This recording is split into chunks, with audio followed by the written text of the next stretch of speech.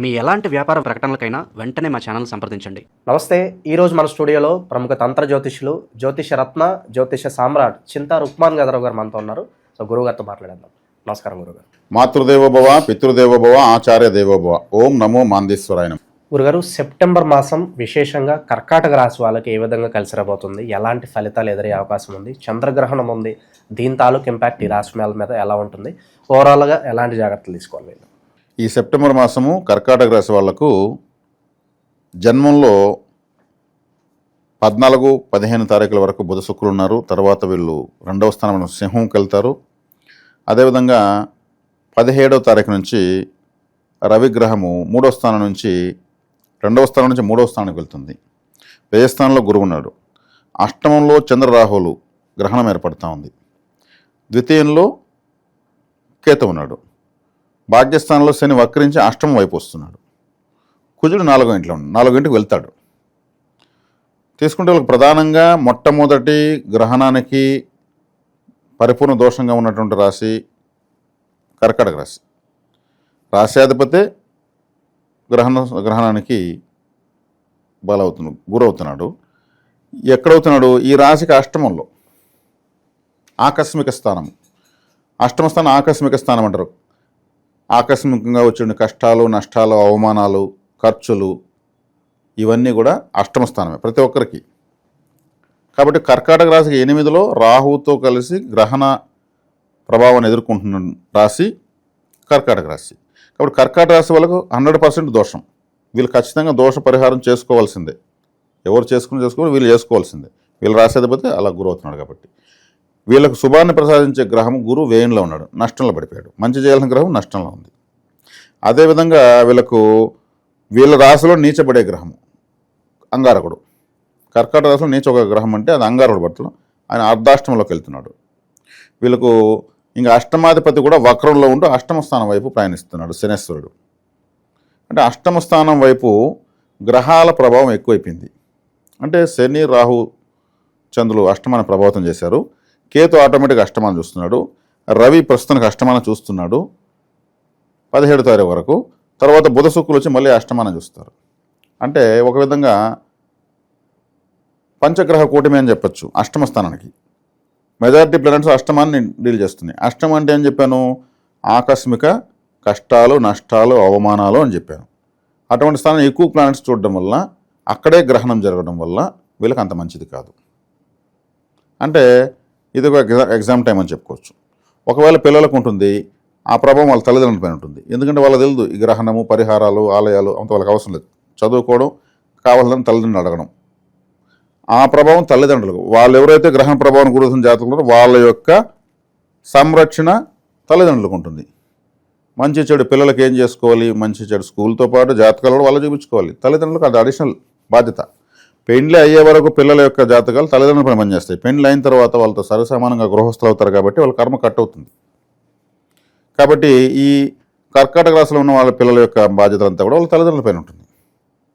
ఒకవేళ వాళ్ళు కర్కాటక రాశి, సింహరాశి అయితే అది ఇంకా డబుల్ డోసేజ్, డబుల్ కోట అంటారు దాన్ని. ఇట్లా కూడా ప్రభావాలు ఎక్కువైపోతాయి. మనం ఒక్కొక్క రాశి గురించి చెప్పుకుంటూ వస్తున్నాము.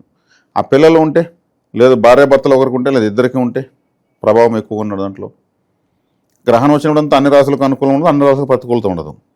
కాబట్టి ఇక్కడ వచ్చే కాడికి పిల్లల జాతకాలు ఉందా కూడా చూసుకోవాలి. కుటుంబంలో ఎంతమందికి ఈ గ్రహణ ప్రభావం వ్యతిరేకం ఉందో చూసుకోవాలి. చూసుకొని పరిహారాలు చేసుకోవడం చాలా మంచిది.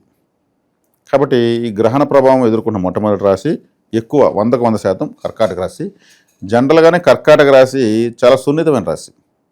చంద్రుడు కాబట్టి చంద్రుడు కరుగుతాడు, పెరుగుతాడు, స్థిరత్వం లేదు. పూర్ణచంద్రుడు అయితే శుభగ్రహము, క్షీణచంద్రుడు అయితే పాపగ్రహము. కాబట్టి ఇప్పుడు ఏం చేస్తున్నాడు? పాపగ్రహంతో సంయోగం చెందుతున్నాడు. మరొక పాపగ్రహం శని వచ్చి కలుస్తున్నాడు. ఈ శని చంద్రులు కలిస్తే ఏమంటే పునరపు దోషము అంటారు. ఇప్పుడు ఒక ఆలయానికి వెళ్తే పునర్దర్శన ప్రాప్తిరస్తు అంటే మళ్ళీ మీరు రావాలి, ఇప్పుడు వచ్చిందంటే మళ్ళీ జరగాలి మీకని. ఈ పునరపు దోషము అంటే మళ్ళీ వీళ్ళు ప్రయత్నించుకోవాలి. ఒక విషయంగా వీళ్ళు ఏదైనా ప్రయత్నిస్తే మళ్ళీ ప్రయత్నిస్తే ఏ పని కాదు. శనిచంద్రులు కలిసిన పుట్టినటువంటి జాతకులు. కాబట్టి పునరపు దోషం కూడా ఇక్కడ వర్కౌట్ అవుతుంది. ఈ టైంలో పుట్టిన వాళ్ళకు గ్రహణ ప్రభావంతో పాటు పునరపు దోషం కూడా ఉంటుంది. అష్టమ స్థానం కాబట్టి ఇప్పుడు కానీ కర్కాటక లగ్నం, కర్కాటక రాశిలో పుడితే తల్లికి గండము, తల్లికి అనారోగ్యము, మాతృ సామాన్లకు అరిష్టము, జాతకుడికే అరిష్టము, చంద్రాష్టమంలో పుట్టినట్టు, అష్టమ రాహువులో పుట్టినట్టు లెక్క అయిపోతుంది. కాబట్టి జాతకులకు విశేష రాజయోగాలన్నీ హరించిపోతాయి ఇప్పుడు పుడితే. గోచార ఫలితాలు ఎట్లా పనిచేస్తాయంటే ఇప్పుడు పుట్టిన వాళ్ళకి ఇప్పటి నుంచి వాళ్ళ జీవితం ఎలా ఉంటుందో తెలియజేస్తుంది. ఇప్పుడు గోచార ఫలితాలు చూసుకునే వాళ్ళకు గోచార ఫలితం కన్నా వాళ్ళ జాతక ఫలితం ఎక్కువ పనిచేస్తుంది. ఎప్పుడో వాళ్ళ జాతకం చార్ట్ ప్రిపేర్ ఉంటుంది, దాని ప్రకారం పనిచేస్తూ ఉంటుంది. కానీ మనము మన వీక్షకులకు సరైన అవగాహన కల్పించాలి కాబట్టి ఏది ఎక్కువగా పట్టించుకోవాలనేటువంటి అవగాహన విపులంగా మనం తెలియజేసుకుంటూ వెళ్తున్నాం. ఒకే రోజు అన్నీ చెప్పేస్తే ఏమీ అర్థం కాదు. దశల వారీగా చెప్పుకుంటూ ఎడ్యుకేట్ చేసుకుంటూ పోదామని మన ప్రయత్నం. కాబట్టి ఇప్పుడు పుడుతున్న వాళ్ళు, ఇప్పుడు డెలివరీ అవుతున్న వాళ్ళు, ఈ గ్రహణ ప్రభావంలో డెలివరీ అవుతున్న వాళ్ళకు మాతృ కష్టము, మాతృ నష్టము, మాతృ అరిష్టము, తల్లి ప్రేమ, ఒకవేళ తల్లి ఉన్న ప్రేమ లేకపోవడము, తల్లి వైపు నుంచి ఎటువంటి ఆస్తిపాస్తులు కానీ ప్రేమాభిమానులు కానీ వాళ్ళ తల్లిదండ్రుల నుంచి కానీ లేకపోవడము, మేనమామల నుంచి ఆదరణ లేకపోవడము, అంటే తల్లికి సంబంధించిన గ్రహము అరిష్టం అవుతుంది కాబట్టి ఇలాంటివన్నీ సంభవిస్తాయి. ఇది ఫిక్స్డ్ చార్ట్. కాబట్టి కర్కాటక రాశి వాళ్ళు అత్యంత ప్రధానంగా వీళ్ళు పరిహారాలు చేసుకుని తీరాలి. ఇంకా శుభం చెప్పాలంటే 3వ ఇంట్లో రవిగ్రహం శుభం, అదొకటి. ద్వితీయాధిపతి తృతీయంలో పాపగ్రహం 3వ ఇంట్లో యోగిస్తుంది, అదొకటి వీళ్ళకి బెనిఫిట్. దానివల్ల ఏం జరుగుతుంది అంటారు గురుగారు? దానివల్ల జరిగేది ఏమంటే వీళ్ళు చేసే ప్రయత్నాలు సఫలీకృతం అవుతూ వస్తాయి. ప్రయత్నం అనే స్థానంలో ఉన్నాడు ప్రస్తుతం రవి, వెళ్తున్నాడు కాబట్టి మాస మధ్యంలో నుంచి అవి కొంతకాలం బాగా వీళ్ళ ప్రయత్నాలు బాగా సక్సెస్ అవుతాయి. ఆ తర్వాత ఆయన తులాలోకి వెళ్తాడు, తులలో ఆయన నీచబడతాడు. కాబట్టి ఈ గోచర ఫలితాలు కొంచెం తాత్కాలికమైనవే, కానీ వాటి స్థితిగతులు కూడా ఎలా ఉన్నాయో తెలుసుకోవాలనే ఉత్సుకత అందరికీ ఎక్కువ మందికి ఉంటుంది కాబట్టి మనం వివరించుకుంటున్నాం. వ్యక్తిగత జాతకంలో కానీ ఇంకా కానీ ఇప్పుడు వేరే అరిష్టమైన దశ జరుగుతూ ఉండి గ్రహణం వచ్చిందంటే ఇంకా చెప్పాల్సిన పనే లేదు. అగ్గికి గాలి తోడైనట్లే. పంచభూతాల్లో భూమి నీరు కనెక్టివిటీ బాగుంటుంది. అదే అగ్ని గాలి, గాలిదేవుడు అగ్నిదేవుడు కనెక్టివ్ కాంబినేషన్ బాగుంటుంది. ఈ 4 కలిసి ఆకాశంలో ఉంటాయి. పంచభూతాలు సరిపోయినాయి కదా. కాబట్టి భూమికి అగ్నికి సెట్ కాదు, నీరుకి భూమికి సెట్ అవుతుంది. అందుకే పాతాళ గంగ కిందికి పోతుంటే ఆకాశగంగా అందుకుంటుంది, పాతాళ గంగ భూమిలో కదా ఉంటుంది. కాబట్టి ఇక్కడ వచ్చేకాడికి వ్యక్తిగత జాతకంలో అరిష్టప్రదమైన దశ జరుగుతూ ఇప్పుడు వచ్చిన గ్రహణము ఈ రాశి వాళ్ళకు ఎట్లా ఉంటుందంటే గాలికి అగ్గి తోడైనట్టే, లేదా అగ్గికి గాలి తోడైనట్టే. ప్రకోపం ఎక్కువైపోతుంది. కాబట్టి పరిహారాలు చాలా ముఖ్యం. వీళ్ళ స్థిరత్వం చాలా తక్కువ, అనుమానాలు ఎక్కువ, డౌట్స్ ఎక్కువ ఎవరికైనా వస్తాయంటే 12 రాసుల్లో కర్కాటక రాశి వాళ్ళకే వస్తాయి. డాక్యుమెంట్స్ 1కి 4 సార్లు చూసుకోవాలి వీళ్ళు. ఎందుకంటే వ్యయాధిపతి బుధుడే. బుధుడు అంటే డాక్యుమెంట్, ఆయన నష్టంలో ఉన్నాడు, నష్టస్థానానికి అధిపతి. డాక్యుమెంట్స్ అంత క్లారిటీ ఉండదు. అందుకే వీసా పాస్పోర్ట్ మళ్ళీ అప్లై చేసుకుంటూ ఉంటారు. ఈ సేవ మండల ఆఫీసులు ఇవన్నీ చూస్తుంటారు. నాది ఒక నెంబర్ మారిపోయింది, పాస్బుక్లో తిరుగుతూనే ఉంటారు. వీళ్ళు పోయినప్పుడు ఆఫీసర్ ఉన్నాడు, ఆఫీసర్ ఉన్నప్పుడు ఆయన బిజీగా ఉంటాడు, ఆయన ఫ్రీగా ఉన్నప్పుడు వీళ్ళు పోరు. చేయకుండా కాని పనేం కాదు, మళ్ళీ సింపుల్ వర్కే, కానీ 6 నెలలు తిరుగుతాం అనేసి మొత్తుకుంటూ ఉంటారు. డాక్యుమెంట్ ప్రాబ్లమ్స్ ఉంటే అలా ఉంటాయి. కాబట్టి వీళ్ళకే డాక్యుమెంట్ ప్రాబ్లమ్స్ ఉంటాయి, వీళ్ళకే అనుమానాలు ఎక్కువ ఉంటాయి, వీళ్ళకే స్థిరత్వం తక్కువ ఉంటుంది, వీళ్ళకే సున్నితత్వం కూడా ఎక్కువ.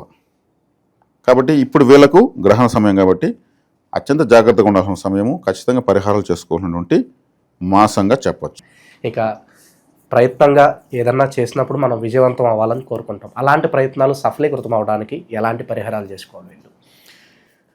కర్కాటక రాశి వాళ్ళకి ప్రయత్న స్థానం వచ్చేకాడికి కన్యారాశి, అదేవిధంగా వీళ్ళకు లాభాలు తెచ్చిపెట్టేటువంటి రాశి వృషభ రాశి.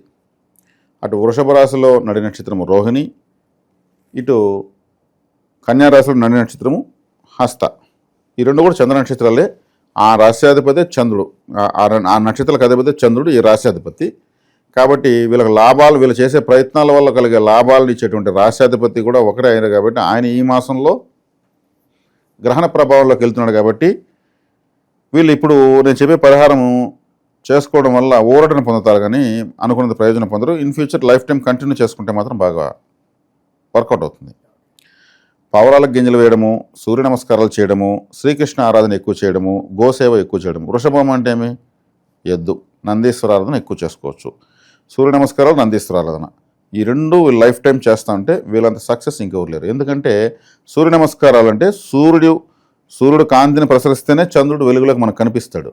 సో శుభకార్యాలు కాస్త పోస్ట్పోన్ చేసుకుంటేనే బెటర్ అంటారా? అన్నీ పోస్ట్పోన్ చేసుకుంటే బెటర్. ప్రస్తుతానికి ఏరా అంటే నాకేమి వినపడలేదు, నాకేమి కనపడలేదు, నేనేమి చెప్పలేదు, తెలిసి తెలియనట్టు ఉండాలి కొంతకాలం ఈ పరిహారాలు ఖచ్చితంగా చేసుకోవాలి. కాబట్టి ఈ సూర్యుడు గరజీకరణానికి గ్రహంగా వస్తాడు. గరజీకరణానికి నందీశ్వరుడు దేవతగా వస్తాడు. ఆ వృషభ రాశి నందీశ్వరుడుగా వచ్చేటువంటి రాశి వృషభం వీళ్ళకి లాభమైంది. సూర్యుడికి సంబంధించినటువంటి నమస్కారాలు చేసినటువంటి హస్త నక్షత్రం వీళ్ళకు పరిహార నక్షత్రంగా వచ్చింది. కాబట్టి సూర్య నమస్కారాలు సూర్యోదయం ముందు వేసేయాలి వీళ్ళు. సూర్య నమస్కారాలు సూర్య అస్తమయ్యేటప్పుడు నందీశ్వరుడి దగ్గరికి ఎంత ఎక్కువ వెళ్తారో వీళ్ళ లైఫ్ అంత సక్సెస్. ఈ రాశి బలపడిపోతుంది. చంద్రుడికి ఎప్పుడు బలం తగ్గుతుందో ఎప్పుడు పెరుగుతుందో తెలియదు. ఒకవేళ బలం ఎక్కువ ఉన్నా కానీ శని రాహుకేతువులు రవికుజు లాంటి గ్రహాలతో కలుస్తూ ఉంటుంది. అప్పుడు చంద్రుడి బలాన్ని ఎప్పుడు మనం స్థిరంగా అంచనా వేయలేం. కాబట్టి వీళ్ళు ఇప్పుడు ఈ పరిహారాలు సూర్య నమస్కారాలు, నందీశ్వర ఆరాధన, గోసేవ చేసుకోవచ్చు. ఒక పెద్ద నందీశ్వరుడు ఫోటో వాల్ పేపర్ పెట్టుకోవచ్చు. ఒక గంగిరెద్దు వెళ్తా ఉంటే మనం పిలుచుకొచ్చి ఇంట్లో ఆ ఎద్దును పడుకోబెట్టుకుని దానికి మేత నీళ్లు పెట్టి దాన్ని పాదసేవ చేసి అతనికి ఏదైనా డబ్బులు ఇచ్చి నమస్కారం చేసుకుని పంపించవచ్చు. వీళ్ళకు లాభదేవత ఇంటికి వచ్చినట్టు. ఇంకా సూర్య నమస్కారాలు వీళ్ళు రథసప్తమికి, ప్రతి రథసప్తమికి సూర్యగ్రహణానికి కూడా వీళ్ళు ఖచ్చితంగా పరిహారాలు చేసుకోవాలి. అదేవిధంగా ప్రతి ప్రదోషకాలంలోనూ నంది సేవలో పాల్గొనాలి. శివరాత్రికి నంది వాహన సేవ పరమేశ్వరుడు జరుగుతుంది. అక్కడ వీళ్ళు మోయాలి ఆ పల్లకిని. వీళ్ళు ఖచ్చితంగా కాని పని అంటూ లేదు. దీంట్లో ఎటువంటి సందేహం లేదు, వీళ్ళు చేసుకోవచ్చు. సో సెప్టెంబర్ మాసంలో ఓవరాల్గా కర్కాటక రాశి వారి పరిస్థితి ఏ విధంగా ఉండబోతుంది, ఎలాంటి జాగ్రత్తలు తీసుకోవాలి, చాలా బాగా వివరించారు. ధన్యవాదాలు. ధన్యవాదాలు.